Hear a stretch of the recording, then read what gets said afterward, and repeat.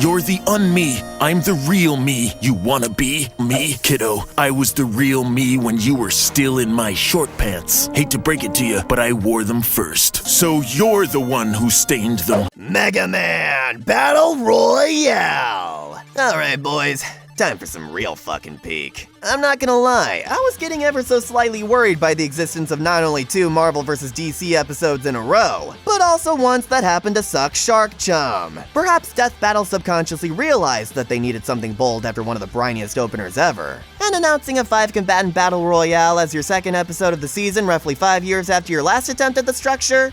Okay, yeah, fair enough, you piqued my interest. And this is coming from a guy who's mostly dabbled in the classic NX series. Mega Man X still holds up, by the way. I was interested to see if we'd be getting an episode like Pokemon, or something more akin to TMNT. 24. Stab wounds.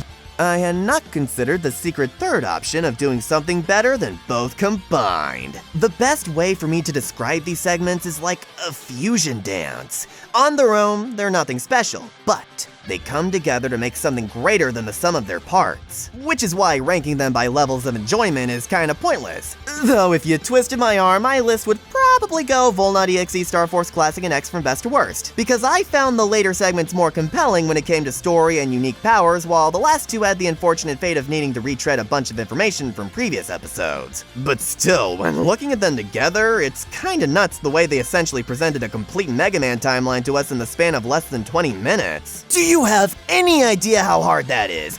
They don't just end the segments, they transition into the next one as if it was a history lecture, even handling the alternate timeline shenanigans in an easy-to-understand way. The music choices are some of my favorites with a great combination of synth and 8-bit pop. Data Charge is so hype, you guys, like, come on! And the jokes range from grin-worthy to straight-up iconic. I'm sure you all can guess why Volnut segment was my favorite. Putting aside the bit you likely remember most, it has some really funny moments the whole way through. Like when Wiz tries a typical bad pun and you think Boomstick is gonna berate him for it as usual. But he's actually just talking about how lame Volnut's name is, just to say the only thing dumber is Wiz's pun. That was a fun subversion. While they refer to him as Diet Mega Man, a moniker that's kinda inevitable in any battle royale, it's far more respectful than how previous characters in this class got treated in the past. They give him his due credit. And the rant at the end is more so about Boomstick's frustration towards Capcom as a company for mishandling Mega Man so poorly for the longest time. I'd posit Legends 3 to be in the same league as Half-Life 3 at this point, you know I'm right. Despite that, they managed to end the segments off on a lighthearted note. I'm a big fan of the subtle Siri callback between Star Force and EXE. EXE's ending comes off as a fun inside joke for fans of the game that they all knew was inevitable. 30 years experience! And I love how much this episode escalates in scale and absurdity, something Boomstick even points out. Shout out to the no relation callback from Nightwing vs. Daredevil. He's wizard equipped, and I'm Stick. And nice use of the final smash, by the way, for the pre-fight bumper. A fight that, I'll be honest, is good. But this is one of those times where I actually rewatched the analysis portion more than the animation. Let me break it down. You know I have to do this.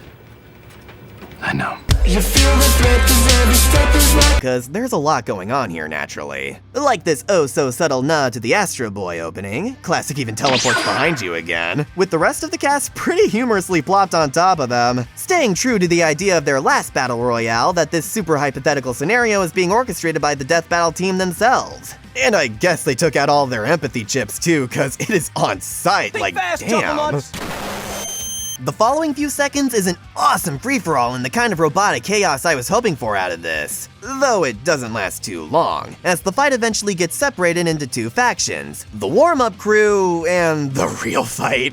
As I'm sure you can imagine, quite a bit has to be scaled down to make something as complex as this work. At least with army fights, you can get away with copy-pasting shit in the background. These are 5 sprite sheets competing for main character energy, and unfortunately, that's why there's no dialogue, as well as some fairly limited choreography. Like how Classic shoots a sticky bomb at X, and they both just kinda stand there, followed by the both of them powering up for a single shot and deflect move that may as well be puppet tooling. Let me make one thing clear. I give this episode a lot more leeway compared to most due to how unique its situation is. Why do you think we've never gotten a battle royale since as of the time of writing this? I have a feeling Liam realized this and therefore tried working in more subtle things to pick up on to make up for the lack of actual interaction, such as the division I brought up before representing the gap in power levels, or how Classic is constantly targeting X like a jealous older brother. Hey, you probably have daddy issues too if your parents decide to have someone better than you in every way when it comes to stuff like sports, music, getting the lead role in your school's play while you were stuck playing one of the bushes, always having her art put on the fridge right next to yours because the world just has to know how perfect Aurora is. I mean how beautiful Aurora Borealis is this time of year, don't you think? Kinda reminds me of how cool looking the sprite art is here. That's it? Yes. While they may have abandoned the corresponding colors to weapon switch-ups from last time, we get something a lot more rare than you'd think on this show. Dynamic battle damage throughout. And would you look at that? They took creative liberties on the colors and nobody cared. Who could have seen that coming?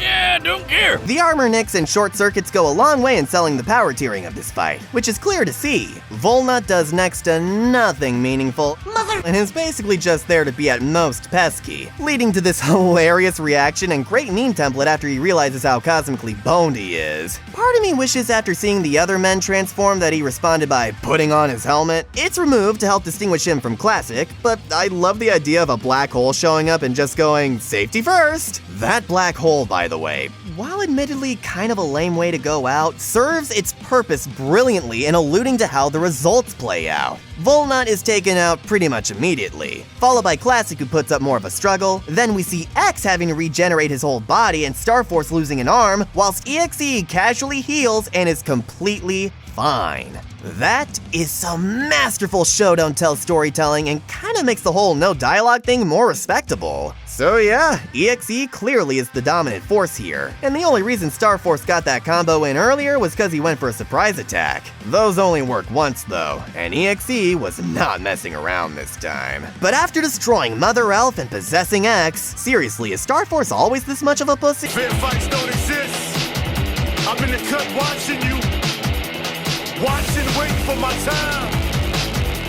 Ain't no rules in war. We get one final beam struggle that is elevated greatly by Mega Mania, a Brandon Yates rock track that acts as a great homage to the Mega Man universe and just flat out sounds awesome. I love how Luis found a way to represent all 5 men in the cover art. That's super neat. Heyo, Editor Flip here. One thing that Nate didn't mention that I find super cool, the track Mega Mania, it syncs up with the fight.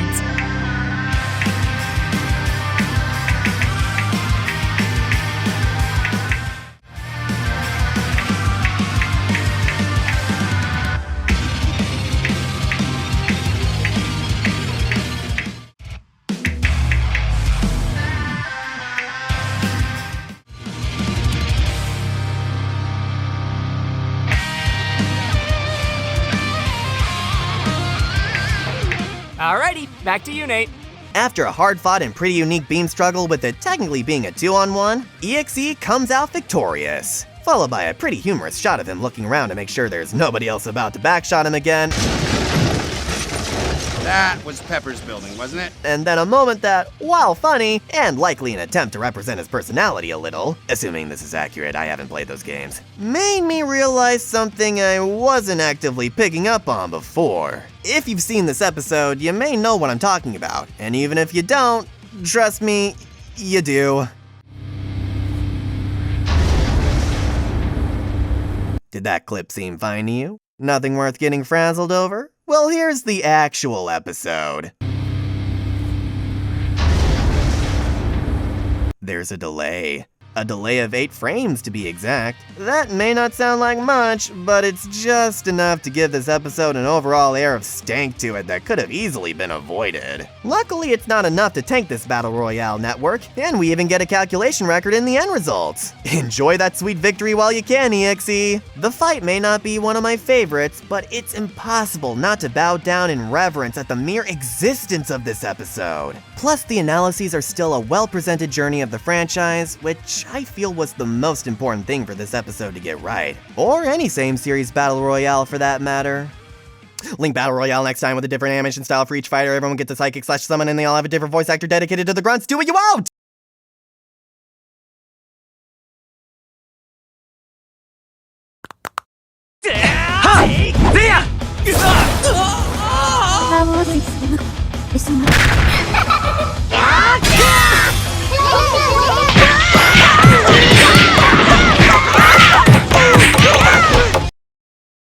It sure is boring around here.